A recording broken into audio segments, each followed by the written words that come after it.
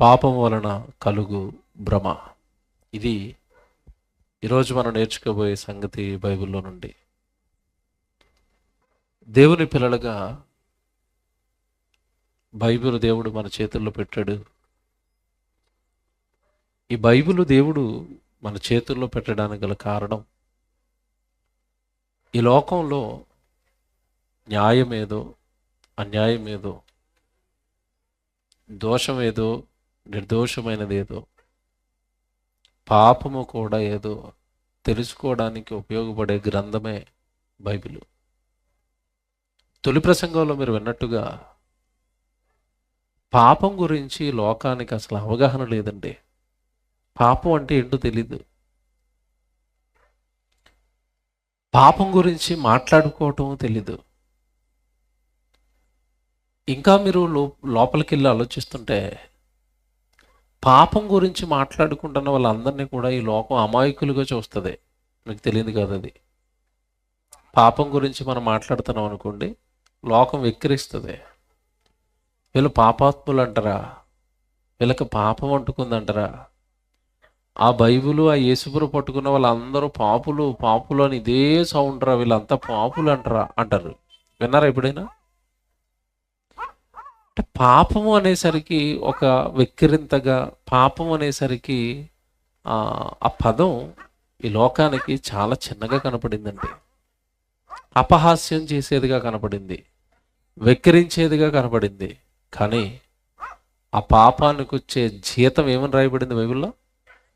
మరణం. మరణం చిన్నదా?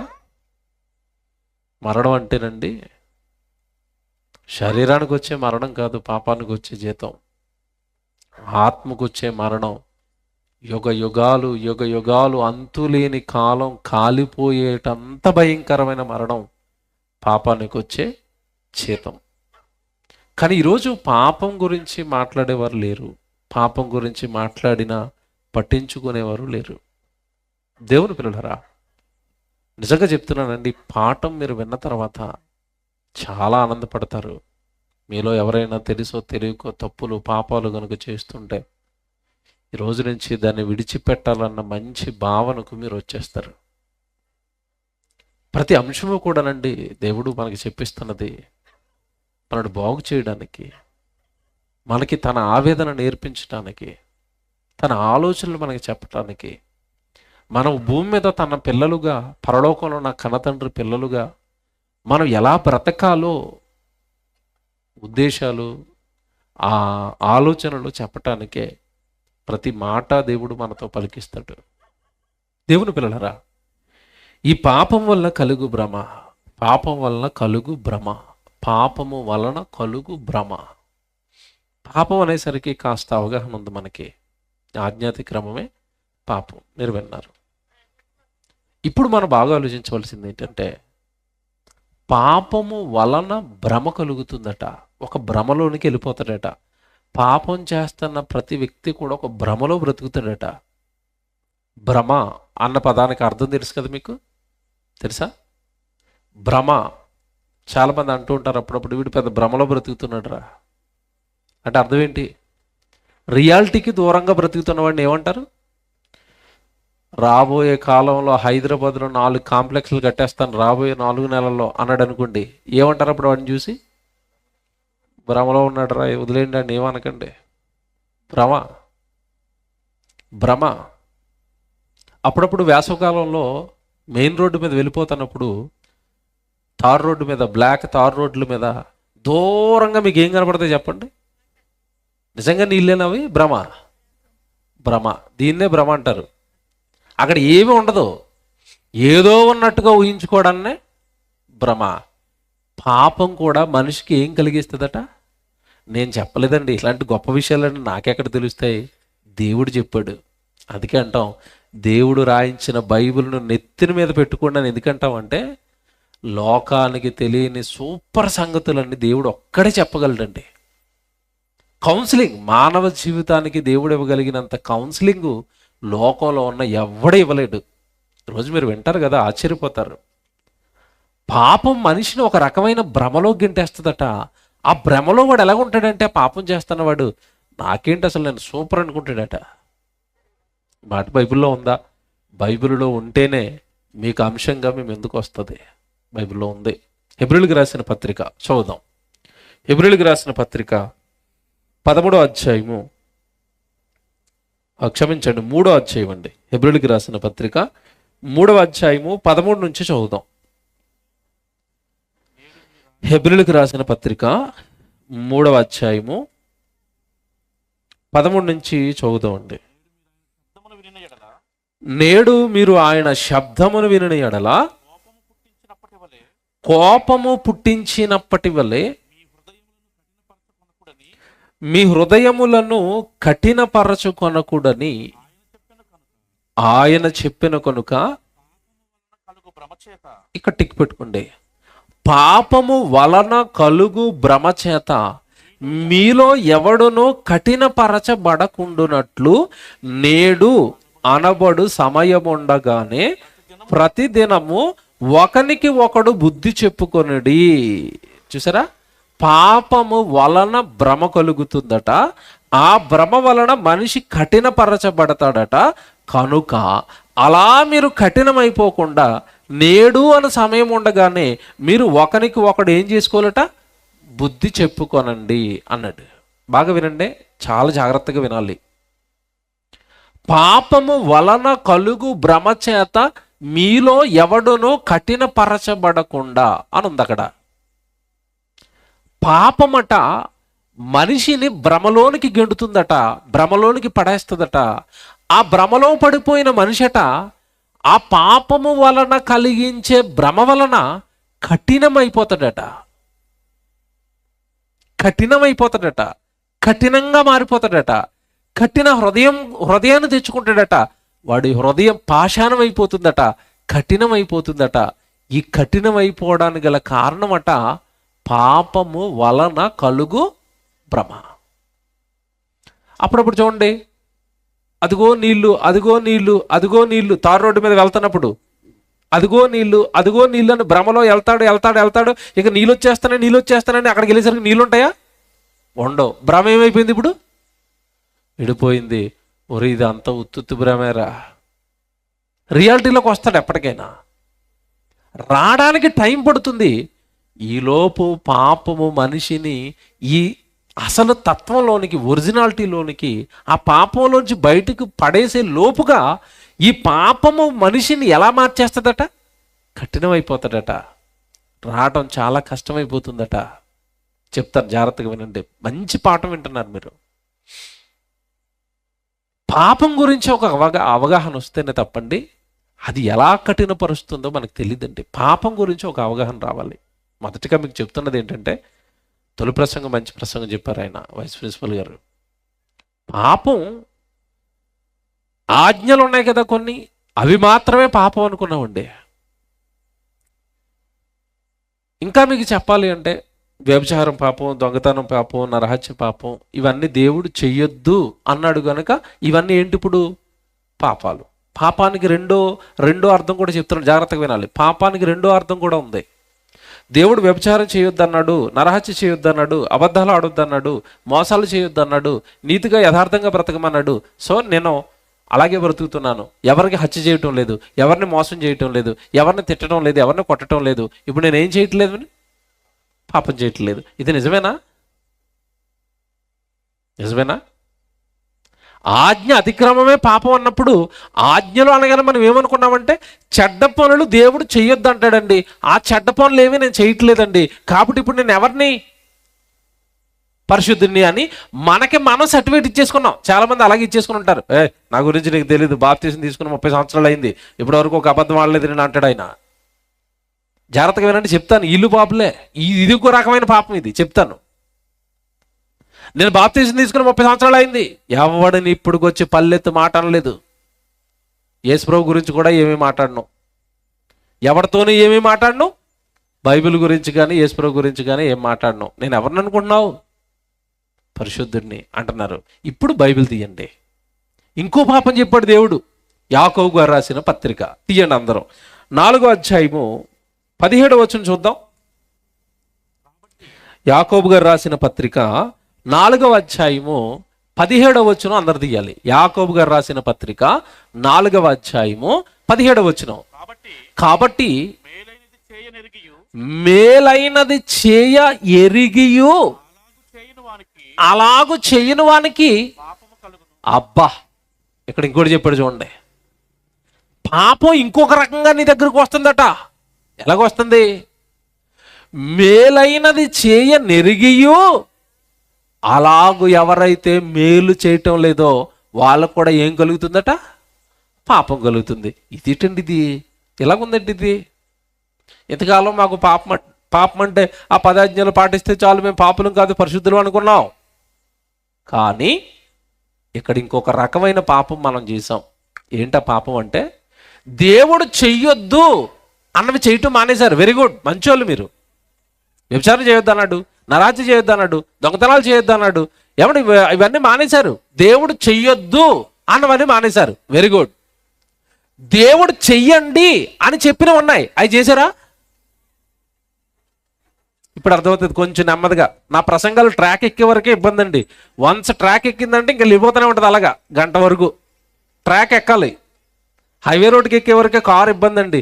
మేము వచ్చేటప్పుడు అండి బాబోయ్, మేము ఒక రకమైన భయంకరమైన కాలనీలో ఉంటాం. గుంతలన్నీ, రోడ్లు అలాగా, గుంతల్లోంచి కారు అలాగ పక్కనే రింగ్ రోడ్ ఉంటుంది మాకు. రింగ్ రోడ్ ఎక్కగానే ఎలాగుంటుందంటే మనసుకి అమ్మయ్య తొక్కుకో, ఇక 120 వెళ్తానే ఉంటుంది కారు. అలాగా విషయం ఏం చెప్తున్నాడో స్టార్టింగ్లో కొంచెం మీరు కష్టపడి అర్థం చేసుకోవడానికి ప్రయత్నిస్తే ఒక్కసారి విషయం మీకు అర్థమైన తర్వాత మిగతా సందర్భాలన్నీ ఆటోమేటిక్గా అర్థమైపోతూ ఉంటాయండి. పాపం మనిషికి భ్రమ కలిగిస్తుంది అయ్యా, భ్రమ కలిగిస్తుంది అని చెప్పాడు. ఏంటిదేమో పాపం అంటే, నాయన పాపం గురించి ప్రజలకి వన్ సైడే తెలుసు. ఆజ్ఞలు ఇచ్చాను కదా, 10 ఆజ్ఞలు అవి పాటించటమే, పాటిస్తే చాలు మేము పాపం చేయట్లేదు పరిశుద్ధులు అనుకుంటున్నారు. కాదు, నేను చెయ్యొద్దు అన్నవి మానేశారు, నేను చెయ్యండి అన్నవి చేశారా?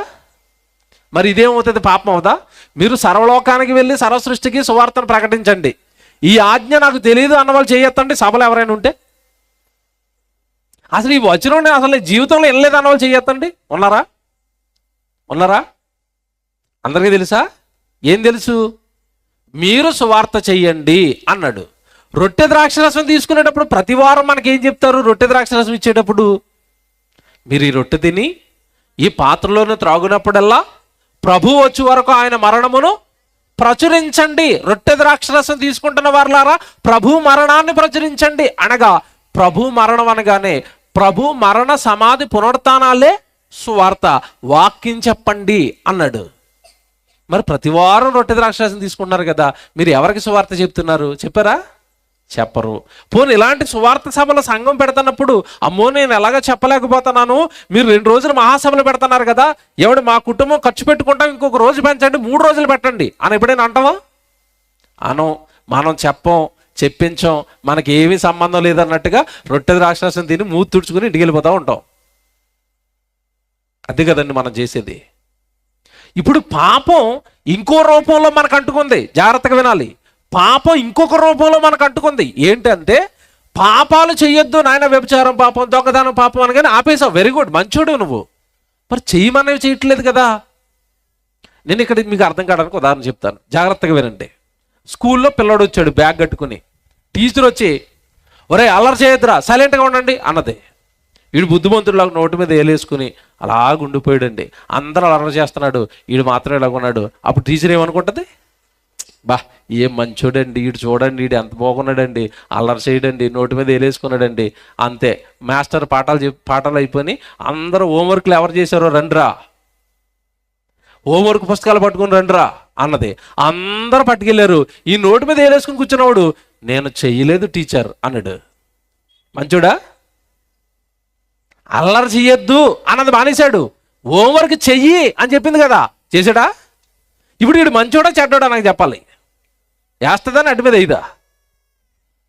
అల్లరి చేయనందుకు వెరీ గుడ్ రా, మంచోడివి. మరి హోంవర్క్ చేయలేదేంటి? పాపం చెయ్యని అంటున్నావు, మంచోడివి. అబద్ధవాడిని అంటున్నావు, దొంగతనం చేయని అంటున్నావు, వ్యభిచారం చేయని అంటున్నావు, మంచోడు, మంచిదే. కానీ సువార్త చేయమన్నాడు కదా. నీ వలన అయింది దేవుడికి ఒక మహిమకరంగా. ఈ తమ్ముడు ఈరోజు పాట కట్టాడు కదా, అలా పాట కట్టమన్నాడు కదా.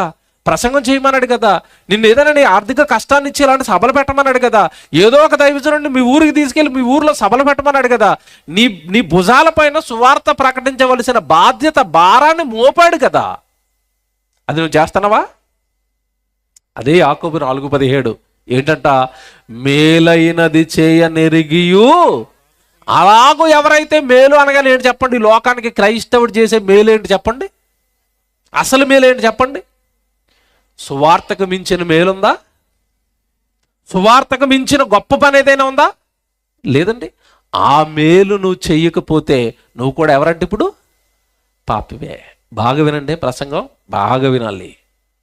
ఫస్ట్ హాఫ్ అయిపోయింది. పాపం మీరు ఎప్పుడో చిన్నప్పటి నుంచి నేర్చుకున్నారు, అరిగిపోయిన గ్రామ్ఫోన్ రికార్డర్ అది. ఆజ్ఞాతిక్రమం పాపం, ఆజ్ఞాతిక్రమం పాపం. ఏటా ఆజ్ఞ అంటే తెలీదు. ఆజ్ఞలలో నువ్వు ఇవి చెయ్యొద్దు అన్నాడు, అవే తెలుసుకున్నావు. చెయ్యి అన్నాడు, అవి ఎంతవరకు తెలుసుకున్నావు? ఏం చేయమన్నాడు తండ్రి నిన్ను? నీకేమైనా తెలుసా? నీకు తెలియాలంటే నువ్వు బైబిల్ దగ్గరికి రావాలి కదా, వాక్యం నేర్చుకోవాలి కదా.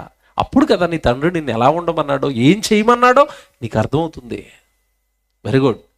పాపం అనగానే దేవుడు చెయ్యమన్నవి చేయకపోవటం కూడా పాపమే. ఈ పాపం మనిషికి ఏం కలిగిస్తుందట? భ్రమ కలిగిస్తుందట. పాపం గురించి అండి 4 దానికి ప్రధానమైన పిల్లర్స్ ఉంటాయండి. పాపానికి 4 స్తంభాలు ఉంటాయి. ఈ 4 స్తంభాల మీదే పాపం అనేది అలా నిలబడి ఉంటుంది. ఆ 4 స్తంభాలు చెప్తానండి. పాపం అనేదండి చూడ్డానికి చాలా అందంగా కనపడుతుందండి. మానవ నేత్రానికి పాపం ఎలా కనబడుతుంది? అందంగా కనబడుతుంది. ఇప్పుడు ఎలాగుంది? చాలా ఆనందంగా ఉంది. దీని 3వ స్టేజ్ ఏంటో తెలుసండి? ఈ పాపం అందరికీ తెలిసిపోయిన తర్వాత వీడు పాపాత్ముడు అంటారా అని అందరూ మాట్లాడుకుంటుంటే అప్పుడు మనసుకి ఏమొస్తుంది తెలుసా? దుఃఖం, పశ్చాత్తాపం. ఇది 3వ స్టేజ్, 3వ పిల్లర్ ఇది. చివరికి పాపం చేసినందుకు దేవుడు విడిచిపెడతాడంటే దేవుడు పాపం చేసిన ఎవరిని కూడా విడిచిపెట్టడు. దేవుడు చేతిలో పడి శిక్షకులోనికి వెళ్ళిపోతాం. ఇది 4వ స్టేజ్ అండి, 4వ పిల్లర్ ఇది. పాపం మనిషిని ఎలా భ్రమపరుస్తుందో చెప్తున్నాను. పాపం భ్రమలోనికి ఎలా నెట్టేస్తుందో చెప్తున్నాను. భ్రమ ఎలా కలిగిస్తుందో చెప్తానండి. పాపం మొదట ఆ పాపం నీ కళ్ళ ముందుకి సాతాను గడి తెచ్చినప్పుడు ఎలా తెస్తాడట? అందంగా తెస్తాడండి. చాలా అందంగా ఉంటుంది. అందం అనేసరికి కేవలం రూపం మాత్రమే చూడకండి. కొన్ని పరిస్థితులు మనకి గడ్డు కాలంలో ఉన్నప్పుడు, మన పరిస్థితులు అనుకూలంగా లేనప్పుడు, పరిస్థితులు కూడా కొన్ని బయట నుంచి వస్తున్న వాళ్ళు చెబుతున్న పరిస్థితులు కూడా మనకు అందంగానే కనబడతాయి. మీరు చాలా కష్టంలో ఉన్నారు, లేమిలో ఉన్నారు. బాగా వినండి. కష్టంలో లేమిలో ఉన్నప్పుడు ఎవడు ఇరుకుగా ఇబ్బందిగా మీరు కుటుంబాన్ని కొనసాగిస్తున్నప్పుడు ఎవరో వచ్చి అంటున్నాడు, నైట్ టైం ఒక డ్యూటీ ఉందన్నా, ఓవర్ నైట్ డ్యూటీ, అసలు నీకు జీతం డబ్బులు వచ్చేస్తావేట అంటాడు. అప్పుడు నీ మనసుకి ఎలా ఉంటుంది? నైట్ డ్యూటీ అట, ఏదో డబల్ జీతం అట, బాగుందని గ్యాంగ్లో జాయిన్ అయిపోయావు అనుకోండి. ఇంతకీ డ్యూటీ ఏంటంటే రాత్రిపూట దొంగతనాలు. ఎలాగుంది డ్యూటీ? అసలు డబల్ జీతం అంటాడు అంతే. నీకు అక్కడ చేస్తున్న పాపం తర్వాత పరిస్థితులు బాగోలేదు కనుక డబ్బులు వస్తాయి అనేసరికి ఆ సిచ్యువేషన్ నీ కంటికి ఎలా కనబడుతుంది? అమ్మయ్య, ఇదేదో బాగుందండి, పాపాల తర్వాత చూసుకుందాం, దొంగతనాల తర్వాత చూసుకుందాం, ముందు నేను సెట్ అయిపోతాను కదా, పదండి రాత్రి నుంచి వెళ్ళిపోదాం. ఏం పట్టరమ్మంటారు? గొడ్ల, కొడవల, కర్ర, కత్త, పదండి వెళ్ళిపోదాం. దేనికి? దొంగతనాలకి. ఇంకా చెప్తాను పాపం ఎలాగ అందంగా కనపడుతుందో చెప్తాను. భార్య భర్తల మధ్యలో గొడవలు అనేవి సహజం అండి. భార్య మీదకి ఏదో మాట వస్తుంది అంటది, భార్య భర్తల మధ్యలో ఏదో గొడవలు వస్తాయి, చిన్న చిన్న కీచులాట్లు అనేవి సహజం. చాలామంది డిప్రెషన్లో ఉంటారు. అలా ఆయన తిట్టాడు అనుకోండి, ఇంకా ఈయన తిట్టాడు ఇలా పళ్ళు కొరుకుతూ ఉంటుంది. ఆ టైంలోనే ఎవడో వచ్చి పక్క నుంచి, మీరు చాలా అందంగా ఉంటారండి అన్నాడు అనుకోండి, ఎలాగుంది? నా అందం మా ఆయనకి కనపడలేదు, ఎవరు కనపడింది? ఈడికి కనపడింది. కనెక్ట్ అవుతారు. ఇటు కనెక్ట్ అయ్యి ఇంకా అక్కడి నుంచి మీకు చెప్పాల్సి, అయ్యి బాబు వీటి గురించి మనం బాగా పిహెచ్డీలు చేసుకుంటాం, అవసరం లేదు మనకి, తెలుసు, మీకు అర్థమైపోయింది నెక్స్ట్ ఏం జరుగుతుందో. ఇంకా అడు పువ్వులు అట్టుకొస్తాడు, డబ్బులు అట్టుకొస్తాడు, తర్వాత ఈవిడికి కావాల్సిన వస్తువులన్నీ పట్టుకొస్తాడు, చీరలు అట్టుకొస్తాడు. అటు డిస్కనెక్ట్ అవుతూ ఉంటుంది, ఇటు కనెక్ట్ అవుతూ ఉంటుంది. నిజానికి జరిగిస్తున్నప్పుడు ఈ పాపం ఆవిడ కంటికి ఎలా కనబడుతుంది అంటే, ఎలా కనబడుతుంది? అందంగా, బాగుంది, ఇదేదో లైఫ్ అన్నట్టుగా కనపడుతుంది. చివరికి అంతిమంగా అది పాపం అని తెలియడానికి చాలా టైం పడుతుంది. అంటే బెస్ట్ బిబ్లికల్ ఎగ్జాంపుల్ చెప్పమని చెప్తాను నేను. ఆదాము అవ్వలకి దేవుడు ఆజ్ఞ ఇచ్చాడు, పండు తినొద్దు అన్నాడు, ఒకటే ఆజ్ఞ. పండు తినొద్దు అన్న తర్వాత తినిపించడానికి సైతాన్ వచ్చింది, మంచి మాటలు చెప్పింది, అందమైన మాటలు చెప్పింది, కబుర్లు చెప్పింది.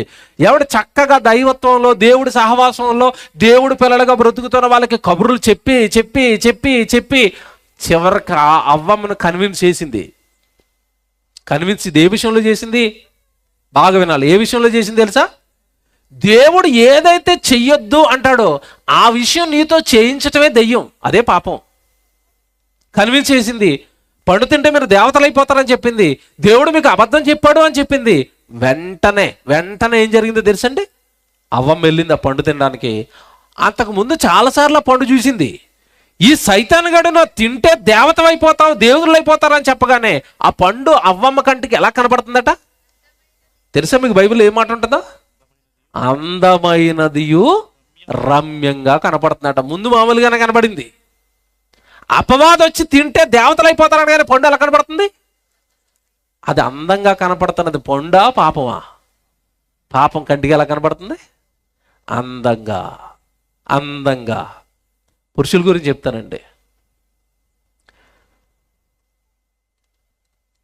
వివాహం అయిపోయిన తర్వాత, వివాహానికి ముందు ఏమంటే ఆవిడని చూసుకుంటాడు, అమ్మాయి నువ్వు చాలా సూపర్ అమ్మ, అందమమ్మ, నువ్వు అది లేదు ఇది లేదని పడగొట్టాడు, పెళ్లి చేసుకున్నాడు. పెళ్లి చేసుకున్న తర్వాత పిల్లవాడు పుట్టాడు. ఎక్కడ ఉంటుంది అందం? ఎక్కడ మరి బిడ్డను కన్న తర్వాత ఆవిడ అందం ఎక్కడ ఉంటుందండి? పాపం అందం పోయింది, కొంచెం షేప్ మారింది. మగోళ్ళు గురించి చేసిన రీసెర్చ్లో, వార్తల్లో జరిగింది చెప్తున్నానండి మీతో. అక్రమ సంబంధాలు పెట్టుకుంటున్నాడు ఇతను అస్తమాటు. పట్టుకున్నారు పోలీసు వాళ్ళు, కేసు చేశారు, కౌన్సిలింగ్ ఇప్పిస్తున్నారు. ఆ కౌన్సిలింగ్లో అడుగుతున్నారు ఇతన్ని, నువ్వు ఎందుకయ్యా అక్రమ సంబంధాలు ఎలా పెట్టుకుంటున్నావు అంటే అన్నాడు.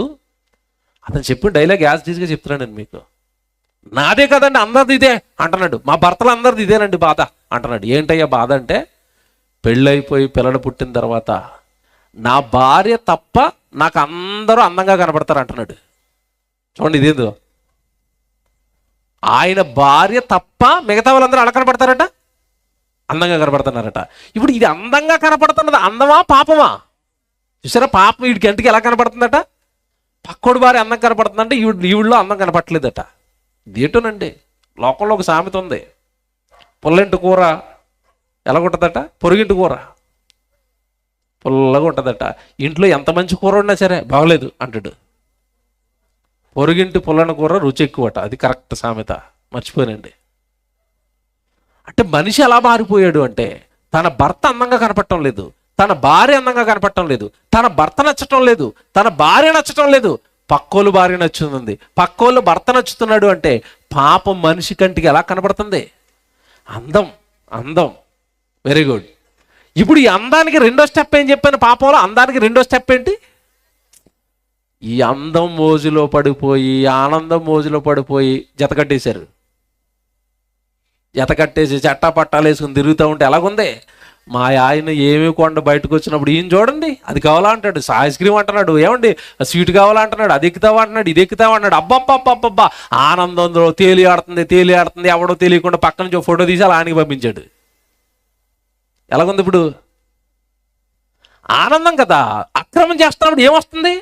ఆనందం, ఆనందం, ఆనందం, ఆనందం. ఈ అక్రమ సంబంధం ఒకసారి బయటకు వచ్చింది, ఆనందం కాస్త ఏమైపోయింది? ఆవిరైపోయి చిచ్చి చిచ్చి నువ్వా అని ఇందరూ ఎలాగా అంటున్నారు. నువ్వా? ఆ ఫోటోలో ఉన్నది నువ్వేనా? ఆ వీడియోలో ఉన్నది నువ్వేనా? ఆ వార్తలో ముఖానికి గుడ్డకట్టుకుని కనపడింది వ్యభిచారం చేస్తూ నువ్వేనా? ఎలాగుంది ఇది? నువ్వేనా అంటున్నారు. ఎలాగుంది? చిచ్చి. ఆ రోజు ఫస్ట్నే ఆడు నా దగ్గరికి రానివ్వకుండా ఉంటే బాగున్నేమో. ఆ రోజు ఫస్టే ఆవిడని చూసినప్పుడే చూడకుండా మా ఆవిడని చూసి ఉంటే బాగున్నేమో. చూసారా, పాపం అందంగా కనపడింది, పాపం చేస్తున్నప్పుడు ఆనందంగా ఉంది, దొరికిపోయిన తర్వాత ఎలాగుంది? నేను కంపెనీలో పనిచేసేవాడినండి, ఇన్ఫోసిస్ కంపెనీలో. ఒక సార్ ఉండేవాడండి, చక్కగా చెప్తున్నానండి. అతను పంక్చువాలిటీ కానీ, time to time, gym body, మంచి జిమ్ ఫిజిక్ అండి. అతని వయసు సుమారుగా 50 సంవత్సరాలు ఉంటుంది, కానీ 25 ఏళ్ల కుర్రాళ్ళ ఉండేవాడండి. దానికి తోడు మంచి చదువు, మంచోడు. ఏమండి టైం టు టైం వర్క్ చెప్పడంలో చక్కగా ఉండేవాడు. సెలవులు అడగానే మంచోడు, సెలవులు ఇచ్చేవాడు, చాలా బాగుండేవాడండి. ఆయన అంటే అందరికి ఇష్టం. సార్ సార్ సార్ అనుకుంటూ అందరు ఇష్టపడేవారండి. మంచోడే, అంత మంచోడే. ఏం జరిగిందో తెలియదు, ఒకరోజు టీవీ 9లో కనబడుతున్నాడు. రెడ్ హ్యాండెడ్గా లాడ్జ్లో దొరికిపోయి, మీరు చూసుంటారు, ఇన్ఫోసిస్లో లాడ్జ్లో దొరికిపోయిన ఎంప్లాయీ అని న్యూస్ వచ్చింది టీవీ 9లో. మా సారే దొరికిపోయి కెమెరాలు పెట్టగానే మొహంలో 3 గుడ్డగాడు వేసుకుని, నేను చూశాను. మావుడా, అచ్చి బాబు మావుడా, చింబాడీ వేసుకుని ఆఫీసులో స్ట్రిక్ట్గా ఉండి రై అనగానే అందరూ పరుగులెట్టి, ఇటు మావుడే రూమ్లో దొరికిపోయాడు. షాక్ అండి, నేను షాకు. నేను నిజంగా చెప్పనండి, ఒకప్పుడు ఇలా స్టిఫ్గా రై అనుకుంటూ వచ్చేవాడు. టీవీ 9లోకి వచ్చిన తర్వాత అలా నెమ్మదిగా పక్క నుంచి ఏమనుకుంటారో, కింద ఉన్న వాళ్ళకి చూశారు కదా, అందరు టీవీలో చూశారు కదా, ఏమనుకుంటారో. చీయటం ఎందుకు, ఆ పాపాన్ని స్వీకరించటం ఎందుకు, అలా ప్రజల ముందు సిగ్గుపడి బ్రతుకుటం ఎందుకు, ఎందుకండి ఆ బ్రతుకెందుకు, అలాంటి జీవితం ఎందుకు తెచ్చుకోవాలా? కళ్ళ ముందు పోయి నీకు తెలీదా ఆ పాపం చేసిన వాళ్ళు దొరికిపోతారని? దొరికిపోయిన తర్వాత వాళ్ళ జీవితం దారుణంగా మారిపోతుందని నీ కళ్ళ ముందు ఏమి జీవితాలు కనపడలేదా? బైబిల్ ఎలాగో చదవవు, బైబిల్లో ఎలాగో కనపడలేదు, నీ కళ్ళ ముందు ఎవడో కనపడలేదు. అలాగా అక్రమ సంబంధాలు పెట్టుకునో, దొంగతనాలు చేసో, లేదా నేరాలు చేసో దొరికిపోయి జైలు పాలైపోయిన వాళ్ళు ఏమంటే ఇలాంటి వాళ్ళు నీ కళ్ళ ముందు ప్రతిరోజు న్యూస్లో కనపడుతున్నారు కదా, అయినా నువ్వు ఎందుకు మారవంటే అది నాకే ఎక్కడ జరుగుతుందిలే అన్న ధైర్యమా? అంటే పాపం ఎంత ఎంత ఎంత దారుణంగా మనిషిని పాడు చేస్తుందంటే, కళ్ళకు అందంగా కనపడుతుందట. అవ్వమ్మకి పండు అందంగా కనపడుతుంది, ఈరోజు వ్యభిచారం అందంగా కనపడుతుంది, దొంగతనం అందంగా కనపడుతుంది, మోసం అందంగా కనపడుతుంది. అంతిమంగా అది నీవు చేస్తున్నప్పుడు నీకు ఏమిస్తుంది? ఆనందాన్ని ఇస్తుంది. మా ఊర్లోనండి, నా చిన్నప్పుడు అండి, సుమారు 5 ఎకరాల కొబ్బరి తోట ఉంటుందండి ఆయనకి. ఒక 10 ఎకరాలు ఏమో ఊడుపు చేను ఉంటుంది. చేను కొబ్బరి తోట 2 ఉన్నాయి. రాత్రిపూట ఏం చేసేవాడు తెలుసండి ఇతను? రాత్రిపూట, ఓన్లీ రాత్రిపూట పక్కోడు కొబ్బరి చెట్లు ఎట్టి బొండాలు దింపేవాడు. ఇతనికి 5 ఎకరాల కొబ్బరి తోట ఉంది, 5 దింపేవాడు కదా, పక్కోడు చెట్టు దింపేవాడు. అందరూ ఏమనుకునేవారంటే పగలు బొండాలు తాగుతుంటే, మరి కొబ్బరి తోట ఉంది బొండాలు తాగడానికి ఉన్నారు అందరూ. ఇంతకీ విషయం ఏంటంటే ఆయన కదా అయ్యి పక్కోడు పొలంలో అయ్యి. ఇక తాగుతున్నాడు పాపం పడుతుంది కదండి. ఓ రోజు దొరికిపోయాడు, పట్టేసి కొడుతుంటే అంటున్నాడు, ఎందుకోనండి నా బొండాలు తాగితే నాకు ఆనందంగా ఉండదండి, పక్కోడు బొండాలే సంతోషం ఇస్తున్నాయి అంటున్నాడు. వాడికి ఉన్నాయి బొండాలు, అవి తాగుతుంటే ఆనందం రావట్లేదట. ఎవరు బొండాలు తాగుతుంటే ఆనందం వస్తుందట? కోనసీమండి మాది, అన్ని కొబ్బరి తోటలే. నా చిన్నప్పుడు యథార్థంగా జరిగింది చెప్తున్నాను. ఆడు బొండాలు తాగితేనే నాకు దాహం తీరినట్టుగా ఆనందంగా ఉంటుందండి, నా చెట్టు బొండాలు ఏదో తాగినట్లు అనిపించట్లేదు, లేదు, అందుకే వెళ్ళాను అంటున్నాడు. చూసారా, అంటే పాపం మనిషికి ఎలాగుంది? చాలా బాగుంటుంది. బొండాలు తాగినప్పుడు ఎలాగుంటుంది? కొట్టేసేవారు 4 గెలలో ఆనందంగా తాగుతుంటే ఎలాగుంది?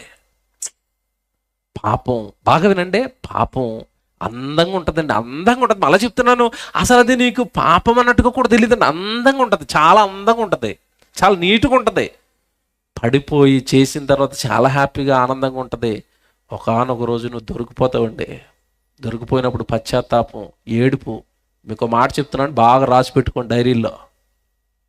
నువ్వు పాపం చేస్తున్నప్పుడు నిన్ను చూసి అరే భలేగా ఉన్నాడండి అని సంతోషించి ఆనందించిన వాళ్ళు, పాపం బయలైపోయిన తర్వాత ఒక రోజు నువ్వు ఏడుస్తావు కదా, అప్పుడు నిన్ను ఎవడో ఓదార్చడు. ఎవడైనా దగ్గరికి వస్తాడా? రాడు. బాగా వినండి, నువ్వు పాపం చేస్తున్నప్పుడు ఆ పాపపు ఫలాలు పక్కోడు కూడా అనుభవిస్తూ ఉంటాడు. నువ్వు దొంగతనం చేస్తున్నావు అనుకోండి, చేయనివ్వండి, ఏదో చెయ్యాలి కదా, మాకు కూడా అప్పు ఇవ్వండి, అప్పులు తీసుకుంటూ ఉంటాడు నీ దగ్గరే. ఒకనొక రోజు దొరికిపోయి జైల్లో ఉన్నా ఫోన్ చేస్తాడు, ఫోన్ ఇచ్చావు ఇక రాడాడు దగ్గరికి. లోకం చాలా ప్రమాదకరమైనదండి, మనుషులు మరీ ప్రమాదకరమైన వాళ్ళండి. పాపంలో పడేంత వరకే నీ చుట్టూ ఎగల్లా ఉంటారు. ఒక్కసారి నువ్వు పాపాత్మురాలిగా దొరికిపోయావా, సూటిబోటి మాటలతో నిన్ను ఆత్మహత్యకు పంపిస్తారు. నువ్వు చచ్చిపోయేటట్టుగా కాకుల్లాగా పొడిచి నుండి చంపేస్తారు తప్ప నిన్ను ఆ పాపంలో నుంచి లేవనెత్తేవాడు ఎవడు ఉండడు. ఇది ఎరిగాడు తండ్రి, ఇది గమనించాడు పరలోకంలో ఉన్న తండ్రి. అయినా నా పిల్లలారా, పరిశుద్ధుండరా, నేను పరిశుద్ధుడిని, నా గర్భాన పుట్టారు మీరు, ఆ లోకంలో పరిశుద్ధులుగా బ్రతకాలి అని పరిశుద్ధమైన పిలుపులో పాలు పంపులో నా కుమారుడైన యేసుక్రీస్తు వారి రక్తం ద్వారా ఆ పరలోకపు ఆహ్వానాన్ని నేను మీకు ఇచ్చాను కదా.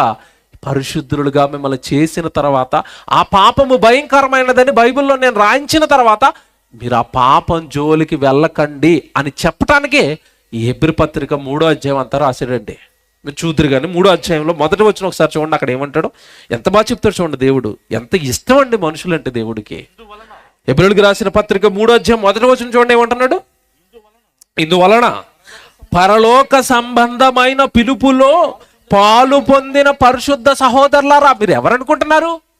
క్రైస్తవుడు అంటే ఎవరనుకుంటున్నారండి? పరలోక సంబంధమైన పిలుపులో పాలి భాగస్థుడు. పరలోక పిలుపును అందుకున్నవాడు, పరలోక ఆహ్వానం చేతుల్లో పెట్టుకుని తిరుగుతున్నవాడు, సాక్షాత్తు పరిశుద్ధుడున్న లోకానికి ఈ సృష్టిని కలిగించిన సృష్టికర్త దగ్గరకు వెళ్ళిపోయే ఆహ్వానం పొందుకున్న ఏకైక వ్యక్తి ఈ సమాజంలో, ఈ లోకంలో క్రైస్తవుడు. నువ్వు పరిశుద్ధుడివి, పరిశుద్ధమైన పిలుపులో పాలు పంపులు పొందావు. మరణిస్తే పరలోకానికి కొరకు సిద్ధంగా ఉంది. ఎవరికి లేదా భాగ్యం? కోటీశ్వరుడికి లేదు, డబ్బులు ఉన్నవాడికి లేదు, బాగా చదువున్నవాడికి లేదు, ఎవడు బాగా లోకంలో పెద్ద పెద్ద పదవులు ఉన్నవాడికి లేదు. పరలోకపు పిలుపు కానీ పరలోకపు ప్రవేశం కానీ ఎవ్వరికి లేదు. నువ్వు పేదవాడు అయినా ప్రభువుని నమ్మి పరిశుద్ధమైన జీవితాన్ని జీవిస్తానని ఒప్పుకొని నీ పాపాలను కడుక్కున్నందుకు నీకు మాత్రమే అవకాశం ఉంది. నాయనా కొడుక, అవకాశం నీకే ఇచ్చాను. నీకు పరిశుద్ధమైన పిలుపులో నేను అవకాశం ఇస్తే పరలోకానికి నేను చేర్చాలి అని అనుకుంటుంటే పాపం నిన్ను భ్రమపరిచి నేనున్న లోకానికి నువ్వు రాకుండా నిన్ను నరకానికి సిద్ధం చేస్తుంది నాయన. దాని లక్షణాలు ఏంటో నేను చెప్పాలి అని 13వ వచనంలో చెప్తున్నాడు. ఇప్పుడు 13వ వచనం ఇప్పుడు మీకు అర్థమవుతుంది కొంచెం. 13వ వచనం ఇప్పుడు చదవండి. హెబ్రీయులకు రాసిన పత్రిక 3వ అధ్యాయం 13వ వచనం. నేడు మీరు ఆయన శబ్దం వింటున్నారు. ఇదిగో వాక్యం వింటున్నారు కదా. ఒకనాడు ఇశ్రాయేలు విన్నారు, దేవుడి వాక్యాలు పట్టించుకోలేదు, పాపంలో పడిపోయారు. మీరు ప్రతి ఆదివారం ప్రసంగాలు వింటున్నారు. పాపం చేయొద్దు, దేవుడి సన్నిధిలో ఉండండి, దేవుడి సన్నిధిలో ఉండండి, పాపానికి దూరంగా ఉండండి, ఎన్నో వింటున్నాం. ఇదిగో ఈ రోజు మరలా వింటున్నారు. నేడు మీరు ఆయన శబ్దమును విని కోపము పుట్టించినప్పటి వల్లే మీ హృదయములను కఠినపరచుకొనకూడని ఆయన చెప్పిన కనుక ఇక్కడి నుంచి పాపము వలన కలుగు భ్రమ చేత మీలో ఎవడును కఠినపరచబడకుండునట్లు, పాపము వలన కలుగు భ్రమ చేత మీరు కఠినమైపోతారు. కఠినమైపోతాడండి మనిషి. పాపం భ్రమలోకి గంటేసిన తర్వాత మనిషి కఠినమైపోతాడా? అయిపోతాడు. ఒక వ్యక్తి జీవితాన్ని రోజు చూపించి ఆ పాపం మనిషిని కఠినుడుగా ఎలా మారుస్తుందో చెప్తానండి. ఎలా మారుస్తుందో చెప్తాను మీకు. బైబిల్లో నిజంగానండి గొప్ప వాళ్ళ చరిత్రలు దేవుడు రాశాడండి. రాస్తూనే ఆ గొప్ప వాళ్ళ జీవితంలో వాళ్ళు చేసిన చిన్న చిన్న తప్పులు కూడా రాయించాడండి. కారణం అలాంటి తప్పులు మనం చేయకూడదు అని. అలాంటి గొప్ప వ్యక్తే దావీదండి. బైబిల్లో మనకు కనపడతాడు. చిన్ననాటి నుండి కూడా దేవుడికి కీర్తనలు రాసినవాడండి. పచ్చిక బైబిల్లో నేను పరున్నాను అన్నాడు కదా. అంటే ఆ గొర్రెలు మేపుతూ ఆ పచ్చిక బైబిల్లో పడుకున్నప్పుడే దేవుని యందు భయము భక్తి కలిగి కీర్తనలు రాసిన మహాభక్తుడు. చిన్నప్పటి నుంచే దేవుళ్ళో ఉన్నాడు, చిన్నప్పటి నుంచే భక్తిలో ఉన్నాడండి దావీదు. గొప్పవాడు. దివారాత్రాలు ధ్యానించిన వాడు ధన్యుడు అని చెప్పినవాడు. బైబిల్ బాగా చదువుకునేవాడు, బాగా బైబిల్ నేర్చుకున్నాడు. ఎవడు చిన్న వయసులో ఆయన చేసిన సాహసం దేవుడి పక్షాన మీకు తెలియదు కాదు. ఆ రోజు ఫిలిష్తీయుల పక్షాన గొలియాతు ఒక్కడు రంకెలు వేస్తుంటే ఇజ్రాయేల్ పక్షాన ఒక్కడిని నిలబెట్టండి, నేను ఇటు పక్షాన ఒక్కడినే నిలబెడతాను, నేను ఓడిపోతే మేమంతా ఓడిపోయినట్టే, మీ పక్షాన ఒకటి నిలబెట్టండి, వాడు ఓడిపోతే అందరూ ఓడిపోయినట్టేనని ఫిలిష్తీయుల తరపున ఎవడు గొలియాతు అనేవాడు రంకెలు వేస్తుంటే ఆ రోజు రాజుగా ఉన్న సౌలు సహితం భయపడి యుద్ధానికి వెళ్లకుండా దాక్కునుండిపోయాడు. ప్రజలందరూ గజగజలు ఆడిపోతున్నారు. వాడు ఎత్తుకి వాడు బలానికి భయపడుతున్నారు. ఆ టైంలో మీకు తెలియదు కదండి దావీదు చేసిన సాహసం. నన్ను నిలబెట్టండి, ఆ సున్నతి లేని అన్యజనుడు అంత జీవం కలిగిన నా దేవుడిని తిట్టడానికి నేను వేస్తాను, వాడిని నేను చంపుతాను అన్నాడు. అన్నట్టుగానే యుద్ధానికి వెళ్ళాడు, చంపాడు, తల తీసుకుని వచ్చాడు. ఆ తర్వాత మీకు తెలియదు కాదు, ఎవడు నిజంగా ప్రజలందరూ పొంగిపోయారు. కానీ సౌలు అతని మీద ఏం నిలిపాడు? విషపు చూపు నిలిపాడు. ఈ చరిత్ర అంతా మీకు తెలుసు. ఆ తర్వాత దేవుడు ఎవడు దావీదు వెనకున్నాడు, తోడుగా ఉన్నాడు, రాజుని చేశాడు. రాజుని చేసిన తర్వాత కత్తి పట్టాడంటే 10,000 మందిని నరికేవాడండి. అసలు దావీదుకి అపజయం అంటూ లేదు, దావీదు యుద్ధంలో ఓడిపోవటం అంటూ లేదు. ప్రజలను బాగా పరిపాలిస్తున్నాడు, దేవుడు తోడుగా ఉన్నాడు. ఎక్కడికి వెళితే అక్కడ విజయమే, ఏది పట్టుకుంటుంది ఆనందమే, సంతోషమే. అసలు దావీదు జీవితం అండి కంప్లీట్గా మారిపోయి రాజైపోయి దావీదు పేరు చెప్తుంటే చుట్టుపక్కల దేశాలలో హడల్. అమ్మో, జీవం కలిగిన దేవుడు వెనకున్న రాజు అండి, మనం జయించలేమండి. ఎక్కడో అక్కడ గప్చిపోయిపోయారండి దావీదుకు మీద రావడానికి. అంత గొప్పగా ఉంచాడు దేవుడు, అంత గొప్ప స్థితిని ఇచ్చాడు. ఎవడు గొర్రెల కాపరిని పట్టుకెళ్ళి ఎక్కడ పెట్టాడు తెలుసా? సింహాసనం మీద కూర్చోబెట్టాడు. అతడు నివసించే అతని ఇల్లు ఎలా మారిపోయింది తెలుసండి? దేవదారు మ్రానుతో కట్టిన అంతఃపురంలో పడుకుంటున్నాడు. రాజు కదండి. ఎంత గొప్ప స్థితిలోనికి దావీదును తీసుకెళ్ళిన తర్వాత ఒకానొక సందర్భంలో హోరున యుద్ధం జరుగుతుంది ఒక చోట. ఆ యుద్ధానికి వెళ్లకుండా యెరూషలేములో ఉండిపోయాడు. బాగా వినండి, బాగా వినాలి ఇక్కడి నుంచి. యుద్ధానికి వెళ్లకుండా యెరూషలేములో ఉండిపోయి ఒక తప్పుడు చూపు చూశాడండి. ఇందాక నుంచి మీకు చెప్పినవే. ఒక పాపపు చూపు చూశాడు. ఎవరిని? ఉరియా భార్య బత్షెబా ఉంది. ఆవిడ స్నానం చేస్తుందట, చూశాడట, కావాలనుకున్నాడు. అందంగా కనపడింది, ఆవిడ అందంగా కనపడుతుందట. బత్షెబా నాకు అందంగా కనపడుతుంది, బత్షెబా నాకు చాలా అందంగా కనపడింది అంటున్నాడు. తీసుకొచ్చాడు అన్నాడు. తీసుకొచ్చాడండి. బలవంతంగా ఆవిడని అనుభవించేశాడు. ఇది మీకు తెలియదు కాదు, చరిత్ర బైబిల్లో చదువుకుంటారు. ఇక్కడ జరిగింది మీరు జాగ్రత్తగా ఆలోచిస్తే. దావీదు యుద్ధానికి వెళ్ళాలి, దేవుడి పనికి వెళ్ళాలి, ఇంట్లో ఉన్నాడు. అది మొదటి తప్పు. పోని చూశాడు, కన్ను తిప్పుకోలేదు. మోహాబు చూపు నేను ఎలా చూస్తాను, కన్యకను నేను ఎలా చూచుదును అన్నాడు. ఆ నియమ నిబంధనలు ఏవి? ఆ పాపం చేస్తున్న టైంలో జ్ఞాపకం రాలేదు. చూశాడు, తెప్పించుకున్నాడు, అనుభవించాడు, పాపం చేశాడు. పోనీ అక్కడితో వదిలేశాడా? పాపము మనిషికి ఏం కలిగిస్తుందని చెప్పాను? భ్రమ. ఎలాంటి భ్రమ కలిగిస్తుందంటే, ఎవడికి తెలుస్తుంది నువ్వు పాపం చేస్తే? ఎంతమంది చేయట్లేదు, ఎవడు దొరుకుతున్నాడు, నువ్వెందుకు దొరుకుతావు? ఒక భ్రమలో ఉంటాడు అనమాట వీడు.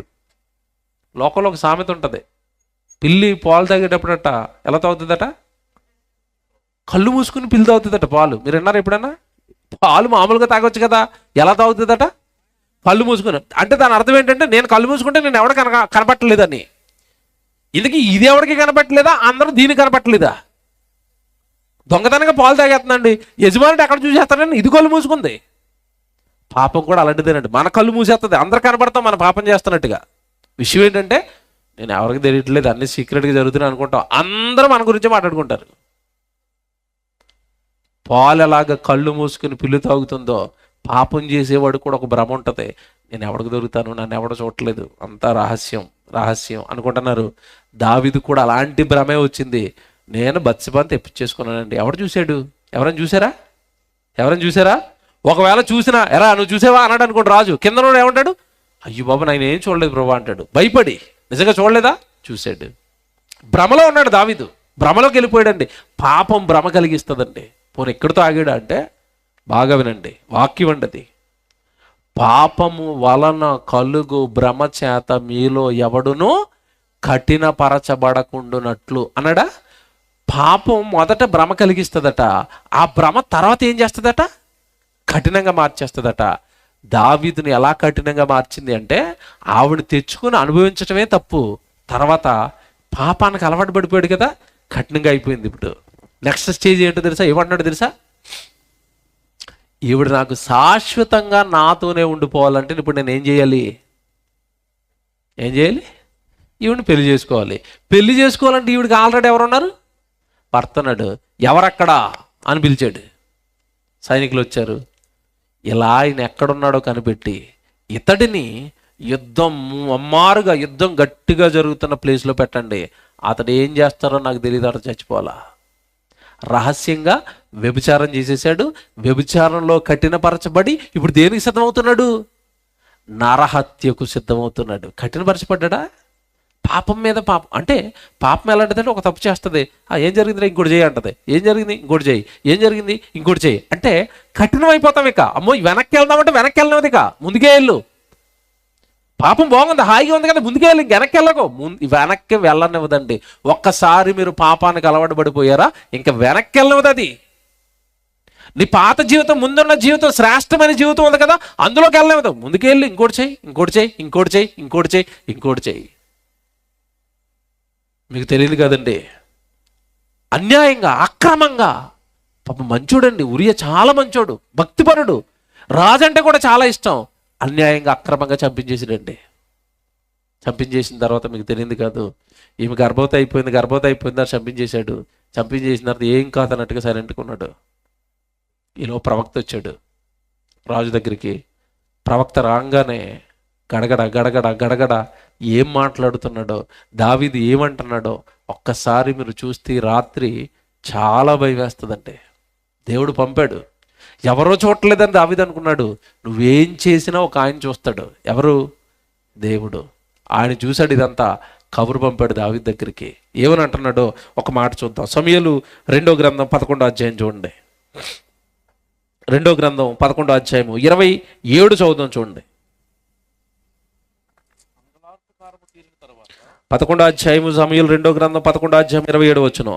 అంగలార్పు దినములు తీరిన తర్వాత దావీదు దూతలను పంపి ఆమెను తన నగరికి తెప్పించుకొనగా అతను ఆమెకు ఆ భార్య అయి అతనికి ఒక కుమారుని కనెను. అయితే దావీదు చేసినది యెహోవా దృష్టికి దుష్కార్యం. దావీదు రాజు అవ్వచ్చు కాక, దావీదు నా ఇష్టానుసారుడైన మనుషుడని నేను సాక్ష్యం చెప్పొచ్చు కాక, దేవుడని ఆయన ఎలాంటివాడంటేనండి, మనోళ్ళు కదా అని వెనకేసుకురావటం, పక్కోడు కదా అని దోషిగా చెప్పటం, ఇలాంటి తత్వం దేవుళ్ళో ఉండదండి. తన వాళ్ళు తప్పు చేసినా చెప్తాడు. దావీదు చేసిన దుష్కార్యం, నువ్వు చేసింది తప్పు అన్నాడు. ప్రవక్తను పంపాడు. ప్రవక్త డైరెక్ట్గా విషయంలోకి చెప్పకుండా, దావీదు నీతో మాట్లాడాలయ్యా అన్నాడు. చెప్పండి ప్రవక్త గారు వచ్చారు కదా అంటే, నీకు ఒక కథ చెప్తాను, రాజు కదా న్యాయం చెప్పు అన్నాడు. ఏంటయ్యా కథ అంటే, ఒక పేదవాడు ఉన్నాడు, అతనికి ఒక్కగానొక ఆడగొర్రె పిల్ల ఉంది. పేదవాడు ఒకే ఒక ఆడగొర్రె పిల్ల ఉంది. ఆ పక్కనే ధనవంతుడు ఉన్నాడు, అతనికి చాలా గొర్రె పిల్లలు ఉన్నాయి, చాలా మందలు ఉన్నాయి, చాలా ఆస్తుంది. వీరిద్దరూ ఉన్నారు భూమి మీద. ఒకానొక రోజు ఒక అతిథి వచ్చాడు వీళ్ళ ఇంటికి, ధనవంతుడి ఇంటికి. ధనవంతుడి ఇంటికి అతిథి వచ్చినప్పుడు అతనికి ఆయత్తం చేయడానికి, అతనికి ఆతిథ్యం ఇవ్వడానికి తన దగ్గర ఉన్న గొర్రెల్లో కానీ మేకల్లో కానీ ఏమీ బలి ఇవ్వకుండా, ఆ పేదవాడు ఒక్కడున్నాడు కదా, అతనికి ఒక్కగానొక ఆడు గొర్రె పిల్ల ఉంది కదా, అది తీసుకొచ్చి బలేసి అతనికి ఆతిథ్యం చేశాడు. నువ్వు రాజు కదా, ఇప్పుడు వీళ్ళిద్దరికి న్యాయం చెప్పు, నువ్వు రాజుగా నువ్వేం చెప్తావు అని అడిగాడు. దావీదు కోపం వచ్చింది. దావీదు అంటున్నాడు, ఆ తప్పు చేసిన ఆ ధనవంతుడిని, ఆ ఒక్కగానొక్క మేకపిల్ల ఉన్న మేకపిల్లని చంపేశాడు కదా, గొర్రె పిల్లని చంపేశాడు కదా, ఆ ఒక్కగానొక్కడిని ఏం చేయాలో తెలుసా, వాడు మరణానికి పాత్రుడు, వాడిని కండలుగా నరకవలసిందే అంటున్నాడు ఆవేశంలో. ప్రవక్త నెమ్మదిగా విషయం చెప్పాడు. నువ్వు నరికేస్తానన్న నా మనుషుడు ఎవరో కాదు నాయనా, నువ్వే. దావీదు షాకు. నేనేం చేశాను? తెలియదు అనుకుంటున్నావు దేవుడికి? నాకు చెప్పేశాడు నువ్వు చేసిన కథ అంతా. ఉరియాని చంపించేసావు కదా, ఆవిడకు ఒక్క పేదవాడు కదా, ఒకే భార్య కదా, చిన్న ఏమండి నీ దగ్గర పని చేసుకునే కుటుంబం కదా, ఆ కుటుంబాన్ని ఎందుకయ్యా అలా చిదిమేశావు? ఎందుకయ్యా అంత అన్యాయం చేశావు? దేవుడు తలుచుకుంటే నీకు ఇంకా ఏమండి నాకు ఆస్తి కావాలనో, అందం కావాలనో, ఇంకా నేను చాలా మందిని పెళ్లి చేసుకోవాలనుకుంటున్నాను అని దేవుడిని అడిగితే దేవుడు చట్టబద్ధంగా వివాహాలు చేసేవాడు కదా. ఏంటయ్యా ఈ పరిస్థితి ఏంటి నీకు? ఈ పని ఏంటి? నువ్వు గద్దించాడు, హెచ్చరించాడు. అప్పుడు దావీదు ఏమన్నాడు తెలుసండి? ఏడుస్తున్నాడు, బాధపడిపోతున్నాడు. దేవుడికి కోపం వచ్చింది. బాగా వినండి, దేవుడికి కోపం వచ్చింది. దావీదు నీ ప్రాణం మాత్రం తీయకుండా విడిచిపెట్టాడు దేవుడికి వచ్చిన కోపానికి. కానీ భయంకరమైన శిక్షలని మీదకి తెచ్చాడు దేవుడు. ఏంటంటే, ఇదిగో ఆ బత్షెబతో కుమారుని కన్నావు కదా, ఆ కుమారుని దేవుడు మొత్తుతాడా, బిడ్డ పోతాడు. నీకు ముందున్నారు కదా పిల్లలు, వాళ్ళు వ్యభిచారులు అయిపోతారు, నరహంతకులు అయిపోతారు. నిన్ను కన్న నీ కొడుకే కత్తి పట్టి నీ వెనక రాబోతున్నాడు. ఇప్పుడు అయిపోయింది నీ జీవితం అన్నాడు. అంతే. అప్పటి వరకు పానుపు ఏమంటే అప్పటి వరకు అంతఃపురంలో దేవదారు మ్రాణుతో కట్టిన అంతఃపురంలో తొలతూగిన దావీదు జీవితం ఒక్కసారి దేవుడి చేతిలో పాపం చేసి పడగానే జీవితం అంతా భయంకరంగా మారిపోయిందండి. భయంకరం. తర్వాత దావీదు జీవితం ఏమంటే నిజంగా ఆ దావీదు ఇతనేనా అనుకునే స్థితికి దావీదు జీవితం అంతా కూడా దిగజారిపోయిందండి. దిగజారిపోయింది దావీదు జీవితం. కారణం ఏంటో తెలుసండి? దేవుడు ఒక మంచి స్థితి ఇస్తే ఆ స్థితిని నెమ్మదిగా కాపాడుకోకుండా పాపము వలన కలుగు భ్రమలో దావీదు పడ్డాడు. ఇప్పుడు మీకు చెప్తానండి, మనకు చెప్పాలి కదా, ఆయన సంగతి ఎందుకు చెప్పానంటే మనకు కనెక్ట్ అవ్వాలి కదా. ఎటు తిరిగి మన దగ్గరకు వచ్చి కూర్చోవాలా? పాపం అనగానే ప్రారంభంలో మాట చెప్పాను మీకు. ఏంటది? దేవుడు చెయ్యమన్నవి చేయకపోవటం కూడా పాపమే. సంఘంలో ఉంటాం, చక్కగా పరిచయం చేసుకోవడానికి అవకాశం ఉంది, చక్కగా దేవుడికి ఇవ్వడానికి అవకాశం ఉంది, దేవుడి సేవలో ఉండడానికి అవకాశం ఉంది. చాలామంది అండి ఈ అవకాశాలను పోగొట్టుకుని ఉద్యోగాలు బిజీలో పడిపోయే వాళ్ళు ఒకరు, వ్యాపారం బిజీలో పడిపోయే వాళ్ళు ఒకరు, నేను ఇంకా బాగా సంపాదించాలి, ఇప్పుడున్న స్థితి సరిపోవట్లేదు, ఇంకా బాగా సంపాదిస్తానని సంపాదన మాయలో పడిపోయే వాళ్ళు ఒకరు, అంటే దేవుడిచ్చిన పరిచర్యను, దేవుడిచ్చిన పనిని, దేవుడిచ్చిన దానిని పోగొట్టుకుని ఇంకా నేను లోకంలో ఏదో చేస్తాను, ఏదో సాధిస్తానని వెళతారు.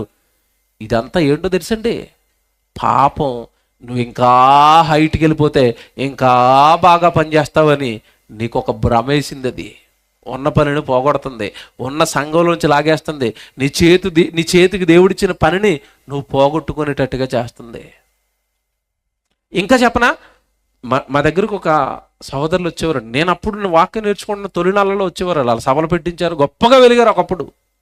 ఆ తర్వాత అండి వాళ్ళు చిన్న చిన్న ఉద్యోగాలు చేసుకుంటూ దేవుడు పని చేసేవారు కాదు. నేను పెద్ద ఉద్యోగం చేస్తానని పెద్ద ఉద్యోగంలోకి వెళ్ళాడండి. పాల వ్యాపారం. తెల్లవారుజాను 3 గంటలు లేస్తాడు, రాత్రి 12 గంటల వరకు కలెక్షనే, 4 గంటలే నిద్రపోతాడు, 3 గంటలే నిద్రపోతాడు. 2 సభల కంటే ఎక్కడ రాను ఆయన, తెల్లవారుజాను 3 గంటలకు బండి వేసుకుని వెళ్ళి రాత్రి 12 గంటలు పడుకున్నాను, ఇంకెక్కడికి రాను దేవుడి దగ్గరికి అంటున్నాడు. దేవుడు ఉన్నాడా ఇప్పుడు? దేవుడు లేడు. కానీ వాళ్ళ ఇంటి నిండా డబ్బులు ఉన్నాయి. ఇంటి నిండా ఏమున్నాయి? డబ్బులు ఉన్నాయి. దేవుడి సన్నిధి ఉందా? లేదు. దేవుడి పని ఉందా? లేదు. ఇప్పుడు బాగా వినాలి.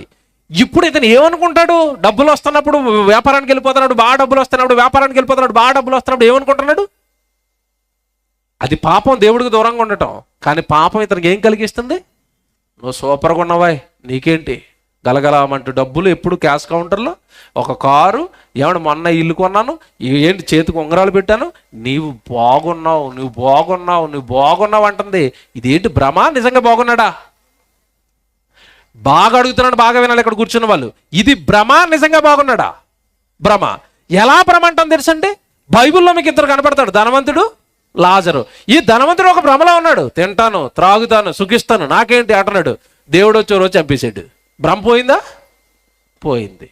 ఏమీ లేని లాజరు ప్రాణం పోయిన తర్వాత నెమ్మది పొందే స్థలానికి వెళ్ళిపోయాడు. అంటే నువ్వు దేవుడు పని, దేవుడు వాక్యము, దేవుడి సన్నిధి, దేవుడి సంఘం నీ జీవితంలో లేకుండా ఎన్నున్నా కూడా అవన్నీ నీకేం కలిగిస్తున్నాయి తెలుసా?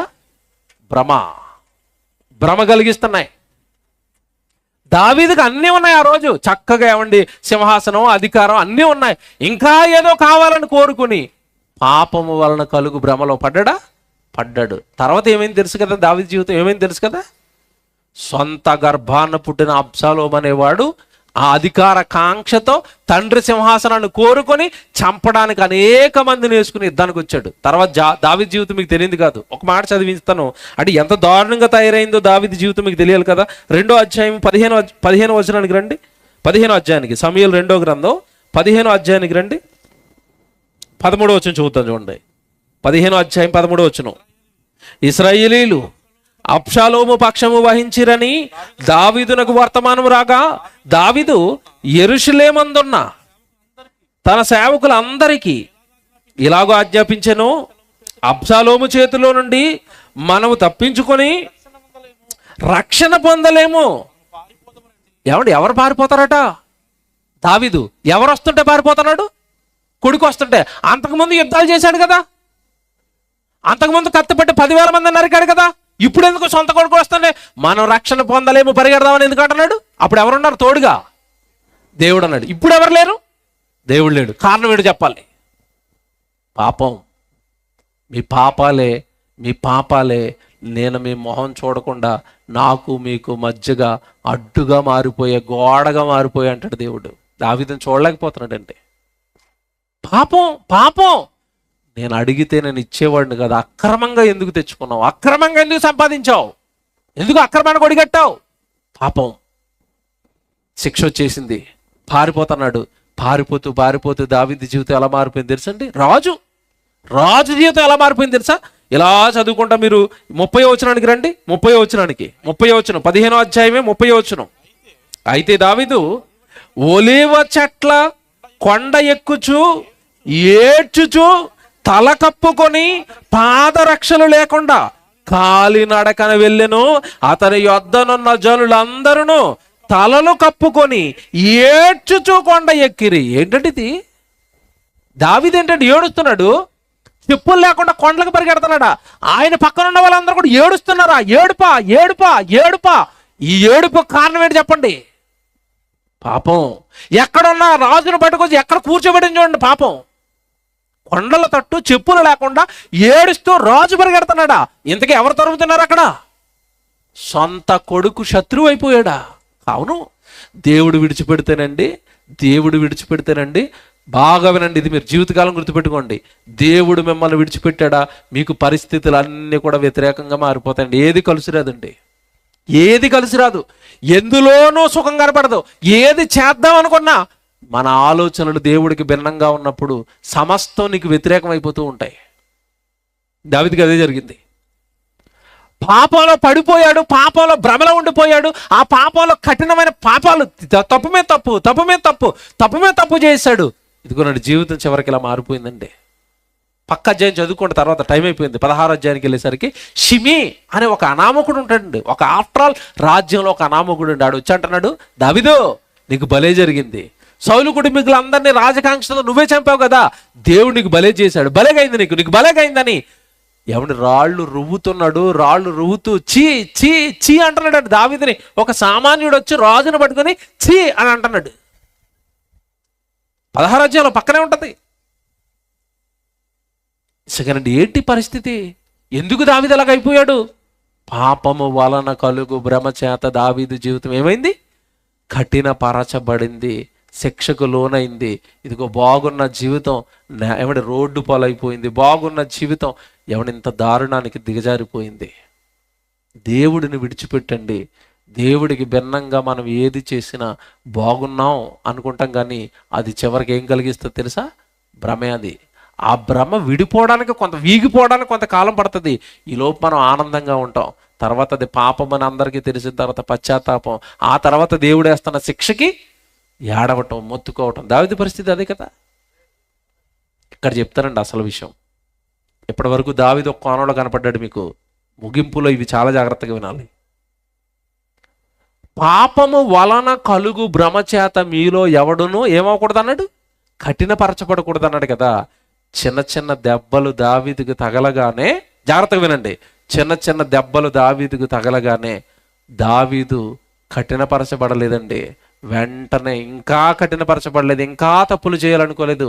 ఇకొద్దు, ఈ పాపాలు చాలు, ఇప్పటి వరకు నేను చేసిన తప్పులు చాలు, ఇప్పటి వరకు నేను చేసిన నేరాలు చాలు, నేను దేవుడు మోకాళ్ళు వేసి దేవుడు పాదాల మీద పడిపోతాను అని కఠినంలోనికి, ఇంకా మరింతగా కఠినంలోనికి వెళ్లకుండా పాపాన్ని విడిచిపెట్టాడండి దావీదు. కానీ ఈరోజు పరిస్థితి ఏంటో తెలుసండి?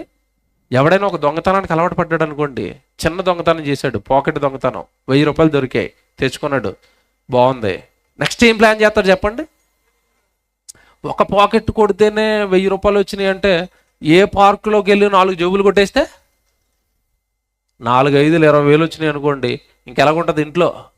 1000 రూపాయలు వచ్చిన ఆనందం కంటే ఇప్పుడు 20,000 వచ్చింది, ఎలాగుంటుంది? ఇంకా ఆనందం.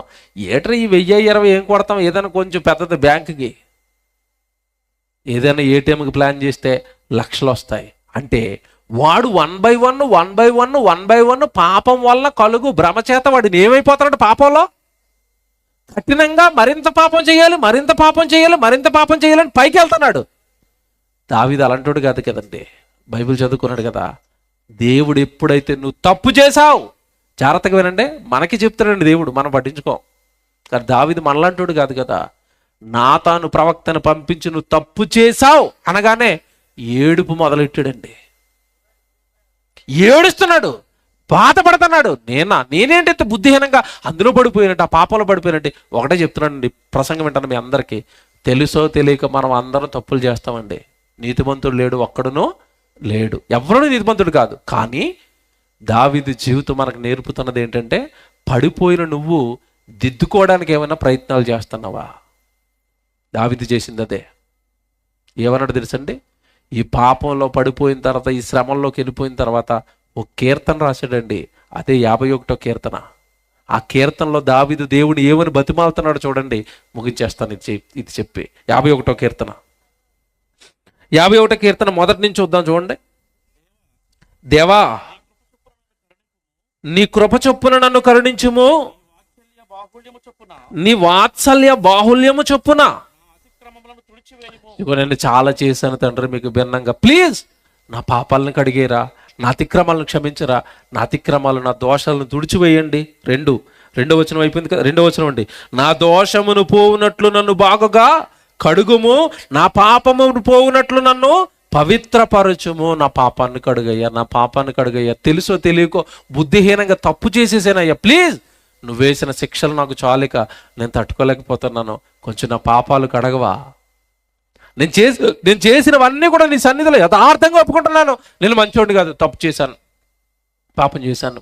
ఎవడో మాట అడుగుతాను, మీరు సభాముఖంగా నాకు చెప్పకండి, దేవుడికి మీరు చెప్పుకోండి మీ హృదయంతో. నువ్వు తప్పు చేశావు అని దేవుడు మీకు ఎన్నోసార్లు చెప్పాడండి, చెప్పలేదా? ప్రసంగాలతో చెప్పాడు, బైబిల్ చదువుకున్నప్పుడు చెప్పాడు, వ్యక్తుల ద్వారా చెప్పాడు, సహోదరుల ద్వారా చెప్పాడు. నువ్వు ఎప్పుడైనా దేవుడు నాకు ఎన్నిసార్లు చెప్తున్నాడు కదా ఈ తప్పు నేను ఇక చేయకూడదు అని ఎప్పుడైనా గట్టి నిర్ణయం తీసుకున్నాడు? మనం తీసుకుంటామా? చెప్పినప్పుడు ఆ వారం మట్టుకు మాత్రమే ఆ నిర్ణయం తీసుకుంటాం, తర్వాత వారం నుంచి మరలా మామూలే మనం. కానీ దావీదు అలాంటివాడు కదండి. ప్లీజ్ ప్రభువా, ఇక్కడ ఇంకో విషయం చెప్తాను. ఒకవేళ పాపము చేత గనక కఠినమైపోయామా, ఆ కఠినమైపోయిన మనుషులకు దేవుడు ఏం చేస్తాడో దావీదుకు తెలుసు. అందుకేనండి పక్క తడిచిపోయేటట్టుగా ఏడ్చి గోజాడి గోజాడి గోజాడి, ప్లీజ్ నా జీవితకాలంలో ఇది ఒక్క తప్పే చేశాను తండ్రి, నేను అసలు నాకు పాపం అంటే ఏంటో తెలియదు, ఆ రోజు ఎందుకు పడిపోయానో తెలియదు, పడిపోయాను తండ్రి, ఇది ఒక్కటి నన్ను కడిగేయండి కడిగేయండి. ఏమంటే ఒక్క తప్పు చేసిన ఆయన ఎంతలాగా ఏడుస్తుంటే మనం రోజుకి ఎన్ని తప్పులు చేస్తాం చెప్పండి? మన మాట తప్పు, మన చూపు తప్పు, మన ప్రవర్తన తప్పు, మన క్రియలు తప్పు. దేవుడి సన్నిధి ఉంటుంది, రాము, ఎక్కడో ఉంటాం. తప్పులు కదా ఇవన్నీ, పాపాలు కదా ఇవన్నీ. ఈ చేస్తూ ఎప్పుడైనా దేవుడిని దావీదు గోజాడినట్టుగా దేవా క్షమించు, దేవా క్షమించు, దేవా క్షమించు అని ఎప్పుడైనా అన్నామా?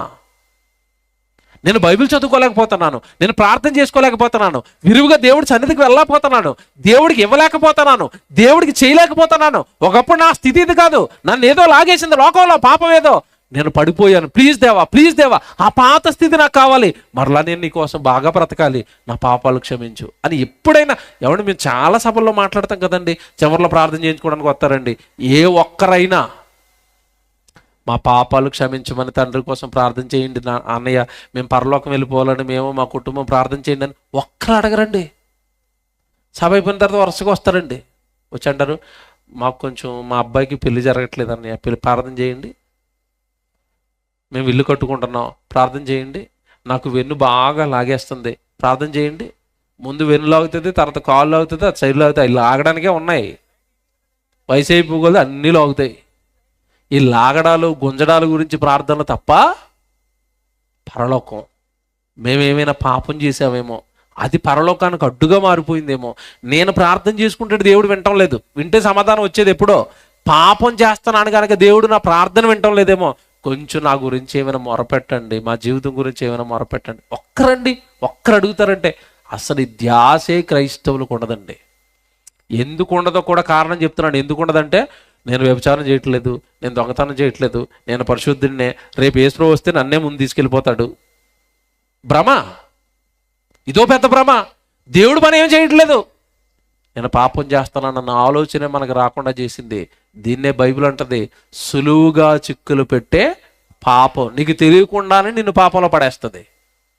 ఇదే సులువుగా చిక్కులు పెట్టే పాపం అంటే. ఎంత బాగా మాట్లాడుతున్నాడు తెలుసండి దావీదు. ఒక్కటే తప్పు చేసిరండి, ఒకటే. ఆ ఒక్క తప్పు కోసం ఎంతలా గోజాడుతున్నాడో మీరు 5వ వచనం చదవండి. 5వ వచనం, నేను పాపములో పుట్టినవాడను, పాపములోనే నా తల్లి నన్ను గర్భం ధరించింది, తండ్రి నా చుట్టూ పాపమే, తెలియక అందులో పడిపోయాను నేను. తర్వాత 7వ వచనం అండి, నేను పవిత్రుడగునట్లు, 7వ వచనం చూడండి, నేను పవిత్రుడగునట్లు హిస్సోపుతోను నా పాపమును పరిహరింపుము, హిమము కంటే నేను తెల్లగా ఉండునట్లు నీవు నన్ను కడుగుము. చూసారా, తెల్లగా అయిపోవాలి. ఈ అంటిన ఈ మురికి నాలో ఉండకూడదు ప్రభు, ప్లీజ్ ఇది ఒక్కటి నన్ను నుంచి కడిగే. నాకే చిరాకేస్తుంది ఇప్పుడు ఆలోచిస్తుంటే. నేనైనా దావీదునైనా అలా చేసింది? అంత అన్యాయం చేసేనా, అంత అక్రమాలు చేసేనా, అలా చంపేసేనా, ఒక ఆవిడని తెచ్చేసుకున్నా నేనే? వద్దు ప్రభు, కడిగేయండి, నన్ను కడిగేయండి. ఒకవేళ నేను గనక నా పాపాన్ని కడుక్కోకపోతే నాలో మీరు పెట్టిన పరిశుద్ధాత్మ దేవుడు వెళ్ళిపోతాడు. మీ కాళ్ళు పట్టుకుంటాను, నా పాపాన్ని కడగండి, ఆయన మాత్రం తీసేయకండి. చదవండి, అది ఎంత బాగుంటుందో. 11వ వచనం అండి, 11 నీ సన్నిధిలో నుండి నన్ను త్రోసేయొద్దు, నీ సన్నిధిలో నుంచి నన్ను గెంటి వేయొద్దు, నీ పరిశుద్ధాత్మను నా యొద్ద నుండి తీసివేయకుము, నీ రక్షణ ఆనందము నాకు మరలా పుట్టించు. ఒకప్పుడు కత్తి పడితే పరుగులు పెట్టారు, ఇప్పుడు నేను పరుగులు పెడుతున్నాను. నీ రక్షణ ఆనందం నాకు మరలా ఇయ్యదు ప్రభువా, నాలో ఉన్న పరిశుద్ధాత్మ దేవుడిని తీయొద్దు ప్రభువా. మీ కాళ్ళు పట్టుకుంటాను, మీ పాదాలు పట్టుకుంటాను, మిమ్మల్ని బ్రతిమాలుతున్నాను, మీ పాదాల మీద నా కన్నీళ్ళు వేస్తున్నాను, ప్లీజ్. ఏమండి, పాపం గురించి ఇంత తీవ్రమైన ప్రార్థన మీలో ఎవరు చేశారు? ఈ రాత్రి గుండెల మీద చేయి వేసుకుని ఆలోచించండి, ఎవరు చేశారు? పాపం గురించి ఎవరండి ఇలా గోచాడారు దేవుణ్ణి? ఒక్క పాపం చేసిన ఆయన ఇంతలాగా దేవుడు పాతాల మీద పడి ఏడుస్తుంటే, ఎవడు రోజు పాపాలే కదండి. మన జీవితం కళ్ళుతో పాపం, మాటలతో పాపం, చూపులతో పాపం, ఎవడు మన ప్రవర్తన పాపం, మనకి వినబడుతున్న పాటలు అన్ని పాపమే, మన చుట్టూ పాపమే. ఎందులో అయినా నేను ఎప్పుడైనా ఇరుక్కున్నానేమో అని ఎవరండి దేవుడి దగ్గరికి వచ్చి ఇలా గోజాడారు? అసలు పరిశుద్ధాత్మ దేవుడిని పాపం చేస్తే తీసేస్తాడన్న సంగతి కూడా చాలా మందికి తెలీదు. పాపం మీద పాపం చేస్తుంటే ఆయన ఎందుకుంటాడు? నీ పాపపు కార్యక్రమాలు చూసి కళ్ళు మూసుకుని ఏడ్చి ఒకరోజు దేవుడితో అంటాడు, తండ్రి ఈ పాపాత్మురాల్లో నేను ఉండలేను తండ్రి, నువ్వు నన్ను వెళ్ళమన్న వీళ్ళ హృదయంలోనికి, వీడు జీవితం అంతా పాపాలే, మాటల పాపం, చూపుల పాపం, నేను ఉండలేకపోతానని వచ్చేస్తానంటే తండ్రి అంటాడు, వచ్చేరా ఆ పాపిష్టోడితో నీకెందుకు, వచ్చే ఆడు చేస్తాడు. ఇది దావీదుకు తెలుసు, అందుకే మొరపెడతాడు అక్కడ, నీ పరిశుద్ధ ఆత్మ దేవుడిని నా యొద్ద నుండి నువ్వు తీసేయొద్దు, నీ సన్నిధిని నాకు దూరం చేయొద్దు, నీ సన్నిధిని నాకు పోగొట్టద్దు, నీ రక్షణ ఆనందం నాకు మరలా కావాలి ప్లీజ్ ప్రభు. ఒకప్పుడు నా వెనకున్నావు కదా, నేను ఏది పడితే అది విజయం కదా, నేను ఏది చేయాలనుకుంటే అది చేశాను కదా, ఇప్పుడు నేను చేయలేకపోతున్నానంటే నువ్వేమైనా నన్ను విడిచిపెట్టేసావేమో, నీ సన్నిధిలో నుంచి నన్ను వెళ్ళగొట్టేసేవేమో, నీ కాళ్ళు పట్టుకుంటాను. పాపము వలన కలుగు భ్రమ చేత దావీదు కఠినపరచబడ్డా? కఠినపరచకుండా పాపాన్ని ఒప్పుకుంటున్నాడా? ఒప్పుకున్నాడు. మనం ఏం చేస్తాం? కప్పుకుంటాం. మనిషి ఏం చేస్తాడు తెలుసండి? పాపాలను కప్పేసుకుంటాడు. ఆడు చూసాడా, ఈడు చూసాడా, ఆడిన్నాడా, ఈడన్నాడా, ఎవడేం లేదంటే నేను సేఫ్. ఎవరయ్యా వినవలసింది, ఎవరయ్యా చూడవలసింది, ఎవరు వినకూడదో ఆయన విన్నాడు, ఎవరు చూడకూడదో ఆయన చూశాడు. ఎవరు? దేవుడు. నువ్వేమనుకుంటున్నావు? వీళ్ళు చూడలేదు కనుక నేను మంచోడినే, అసలు ఆయన చూశాడు కదా. అందుకే యథార్థంగా వేషధారణతో మనుషుల ముందు భక్తిపరుడుగాను నటిస్తున్నా నీ ఒరిజినల్ ఏంటో దేవుడికి తెలుసు. తెలీదా? దావీదు ఎవ్వరికి తెలియకుండా రాజు కదండి, అతనికి ఉన్న అధికారంతో ఎవ్వరికి తెలియకుండా మర్డర్ చేయించాడు, ఎవ్వరికి తెలియకుండా బచ్చమంది తెచ్చేసుకున్నాడు. ఏమంటే నిజంగానండి దేవుడు పక్షపాతి అయితే ఎవరికి తెలియకుండా మేనేజ్ చేసాడు కదా, మనం కూడా మేనేజ్ చేద్దామని చేశాడా? నో. తప్పు చేసిన వాడు తనవాడైనా సరే శిక్షించక మానడు దేవుడు. క్రైస్తవులు కనుక మనం మొండి ధైర్యంతో ఉన్నాం, మేము యేసుప్రభువుని నమ్మాం, మేము పాపం చేసినా మమ్మల్ని ఏం చేయడు. దావీదుని చితక్కోడి జైలు మూసాడు. అక్కడ నిన్ను వదిలేస్తాడా? నువ్వు గొప్పోడువా? చితక్కొట్టేశాడు దావీదుని, చితక్కొట్టేశాడు. దావీదు ఎవరనుకుంటున్నారు? కీర్తనలు రాసినవాడు, బైబిల్ చదివినవాడు, రాజుగా ఉండి సేవ చేసినవాడు. ఆయనకే దిక్కు మొక్కు లేకపోతే నీ పరిస్థితి ఏంటి? నీ పరిస్థితి ఏంటి? ఇప్పుడు భయపడుతున్నావా? ఇప్పుడు నేను ఆలోచిస్తున్నావా? ఏమంటే నా ప్రతి ప్రసంగం కూడానండి చివరికి మనుషుల్లో భయాన్నే కలిగిస్తుందండి. ఈ భయం మీకు కలిగితే దేవుని యందు భక్తితో మీరు ఉంటారు. భక్తి పుట్టాలి అంటే మొదట పుట్టవలసింది ఏంటో తెలుసా? భయం. భయం పుట్టాలి దేవుడు అంటే భయం పుట్టినాడే ఆటోమేటిక్గా భక్తి పుట్టుకొని వస్తూ ఉంటుంది. అందుకే బైబిల్లో మీరు చూడండి, దేవుని యందు భయభక్తులు కలిగిన వారని భయము భక్తి పక్కపక్కనే రాయబడతాయి బైబిల్లో. ఈరోజు మన పరిస్థితి ఏంటంటే భక్తి ఉంది కానీ ఏమి లేదు, భయం లేదు. సన్నిధికి టైంకి రావాలి, భయం ఉండదు. దేవుడికి ఇవ్వాలి, భయం ఉండదు. దేవుడు పని చేయాలి, భయం ఉండదు. భయం వదిలేశాడు మనిషి. బాగా వినండి, ఆ భయాన్ని నువ్వు ఎప్పుడైతే వదిలేస్తావో దేవుడు నిన్ను వదిలేస్తాడు. దావీదును వదిలేడు. కొద్ది రోజులు అల్లాడిపోయాడు, దిక్కు లేదు. చుట్టుపక్కల శత్రువులు పెరిగిపోయారు, చంపుతానని తరుముతున్నారు. అప్పుడు కఠినపరచకుండా బాగు చేయబడ్డాడు. తర్వాత అంటే దేవుడు క్షమించాడు. తర్వాత దావీదుని ఎంత గొప్ప చేశాడో మీకు తెలియదు కాదు. దేవుడు ఒకటేనండి, కఠినమైపోకండి పాపంలో. నేను చేసింది 100కి 100% తప్పు అని దేవుడు పాదాల దగ్గర పడిపోండి.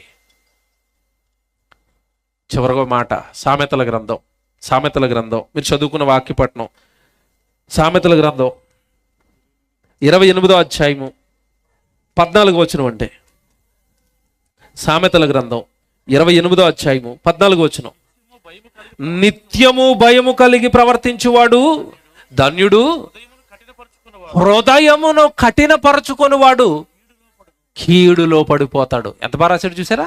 హృదయాన్ని కఠినపరచుకున్నవాడు. ఆ ప్రసంగాలు అలాగే ఉంటాయిలేండి. నేను దావీదు గారి ప్రసంగం ఇప్పుడు 30 సార్లు విన్నాను. చాలా మంది ఇక్కడ కూర్చున్న వాళ్ళు మనసులో కూడా ఇప్పుడు అదే చెప్తూ ఉంటుంది. హృదయం ఊరుకోండి, దావీదు గురించి ఎన్నిసార్లు వినలేదు మనం, ఆయన అలాగే చెప్తాడు. నువ్వు పదా, రేపటి నుంచి భుజాన్ని వేసుకుని వెళ్ళిపో, మళ్ళీ ఎక్కడికి? పాపానికి. హృదయాన్ని ఏం చేశారట? కఠినపరచుకున్నారట. ఆ కఠినపరచుకున్నవాడు ఎప్పటికైనా, ఇప్పుడు పడకపోవచ్చు కాక ఎప్పటికైనా ఎదురు పడతాడట కీడు. వాక్యాన్ని నమ్మండి, దయచేసి చెప్తున్నాను ప్లీజ్. రాత్రి చెప్పిన ప్రసంగం అదే మీకు. ఎవరు నమ్మకపోయినా పేతురు దేవుడు వాక్యాన్ని నమ్మాడు. ఈ రాత్రి మీతో చెప్తున్నాడు కదా దేవుడు, ఎవడో నమ్మలేదేమో అనవసరం అండి. సభలో కూర్చున్న మీరు ఈ వాక్యాన్ని నమ్మండి. హృదయాన్ని దేవుడు మాటలకు కాక పాప సంబంధమైన కోరికలతో కఠినపరచుకున్నామా, ఖచ్చితంగా ఇప్పుడు కాకపోతే ఒకప్పుడైనా మనం ఎదురు పడతాం, కీళ్ళలో పడతాం. ఆ కీళ్ళలో పడిపోయిన తర్వాత మీకు హృదయం ఏం చెప్తుందో తెలుసండి? మంచాన్ని పడిపోయారు అనుకుందాం, పడిపోవాలని కోరుకోవట్లేదు కానీ అనుకుందాం. ఆరోగ్యంగా ఉన్నప్పుడు ఏమి చేయలేదు, ఆరోగ్యంగా ఉన్నప్పుడు దేవుడికి ఏమి ఇవ్వలేదు, మంచాన్ని పడిపోయారు, ఏదో పక్షవాతం వచ్చి ఇది చేయలేగట్లేదు, అంతా స్పూనే. అప్పుడు అలా తలుచుకుంటుంటే మీ మెదడు ఏం చెప్తే తెలిసినప్పుడు మీ హృదయం ఏం చెప్తే తెలుసా? ఈ చెయ్యి లెగిసినప్పుడన్నా దేవుడికి ఏదైనా వంట చేసి ఉంటే బాగున్నేమో, పడిపోయింది, చెయ్యి పడిపోయింది, గట్టిగా మాట్లాడదామంటే నోరు రావట్లేదు. అప్పుడు అనిపిస్తుంది బెడ్డ మీద కూర్చొని పాట పాడాలని. పాట వస్తుందా నోట్లోంచి? రాదు. పాట పాడడానికి పాట రాదు, ఎవడ ప్రసంగం చేయడానికి నోరు రాదు. ఎక్కడైనా గుడికి వెళ్దామని అప్పుడు వెళ్ళిపోదాం అనిపిస్తుంది. ఎక్కడ సభలు పెడుతున్నారు చెప్పు బాబు, వెళ్ళిపోతారంటే కాలు రావట్లేదు కూడా. అవసరమై పరిస్థితి. కీళ్ళలో పడిపోయిన తర్వాత మార్పు తెచ్చుకుంటావా? వద్దండి, వద్దండి, ఆ పరిస్థితులు వద్దండి. జీవితం నాశనం అయిపోయిన తర్వాత మారుతానంటున్నావా? వద్దండి, ఆ పరిస్థితులు వద్దండి. నేడు అనే సమయం ఉండగానే అక్కడే ఉంది. మీరు చదువుకున్న మాటలో చదువుకుని ముగించుకుందామా? ఏమంటే ఆ మాటకు వచ్చేయండి. హెబ్రీయులకు రాసిన పత్రిక 3వ అధ్యాయము 13 నుంచి చదువుకుని ముగించేసుకుందాం. హెబ్రీయులకు రాసిన పత్రిక 3వ అధ్యాయం 13 నుంచి. నేడు మీరు ఆయన శబ్దము విని కోపము పుట్టించినప్పటి వలె మీ హృదయములను కఠినపరచుకొనకూడని ఆయన చెప్పిన కనుక, పాపము వలన కలుగు భ్రమ చేత మీలో ఎవడనో కఠినపరచబడకుండానట్లు నేడు అన్నాడు. చూసారా? అంటే ఈరోజు డేట్ ఎంత చెప్పండి? 28వ తారీఖు, ఈ రోజు అనమాట. నేడు అంటే మీరు ఆ డేట్ వేసుకోండి అక్కడ. అమ్మ 28వ తారీఖున పాపం చేయకూడదని నేను విన్నాను. 29, 30, 31 లెక్కెట్టుకోవాలి రేపు నుంచి. నేడు ఈరోజు మీకు వినిపించాడు కదా దేవుడు 28వ తారీఖుని. నేడు అన్న సమయం ఉండగానే ప్రతి దినమును ఒకనికి ఒకడు బుద్ధి చెప్పుకొనండి.